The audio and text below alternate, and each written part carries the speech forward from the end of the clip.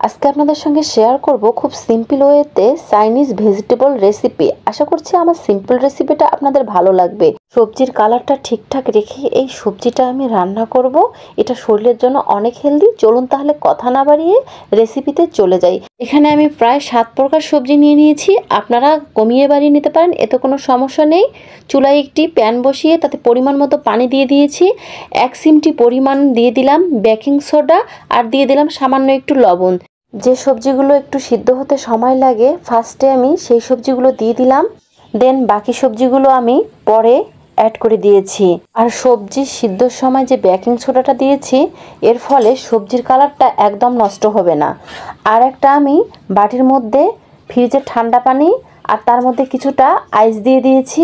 এরপর আমি সবজিগুলো উঠিয়ে নিচ্ছি, আপনারা দেখতে পাচ্ছেন।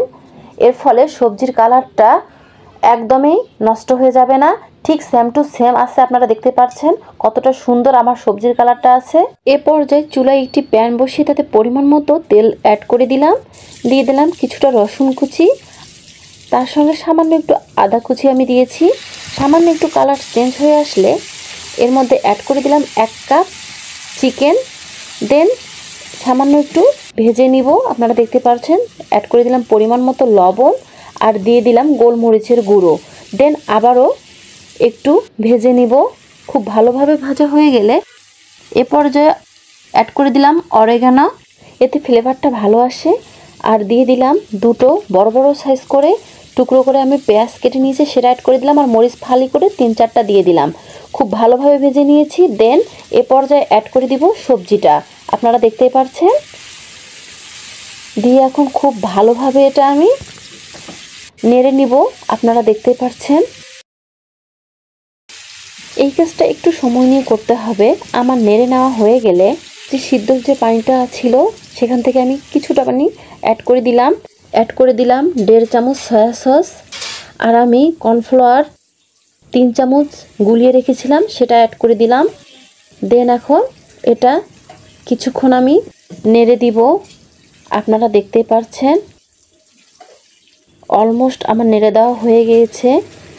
এ পর্যায়ে আমি অ্যাড করে দিব 1 চামচের মতো চিনি। এটা আপনারা কমিয়ে বাড়িয়ে নিতে পারেন যার যার টেস্ট অনুযায়ী। এই তো আমার অলমোস্ট আমার চাইনিজ ভেজিটেবলটা হয়ে গিয়েছে।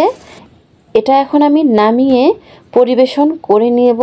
দেখতেই পাচ্ছেন কতটা পারফেক্ট হয়েছে। এটা দেখতে যতটা লোভনীয়, খেতে অসম্ভব মজা। আপনারা একবার হলেও ট্রাই করবেন, ইনশাল্লাহ ভালো লাগবে। তো গাইস, আজকের মতো এখানেই। আমার সিম্পল রেসিপিগুলো যদি আপনাদের কাছে ভালো লাগে অবশ্যই লাইক, কমেন্ট, শেয়ার করে পাশে থাকবেন। আল্লাহ হাফেজ।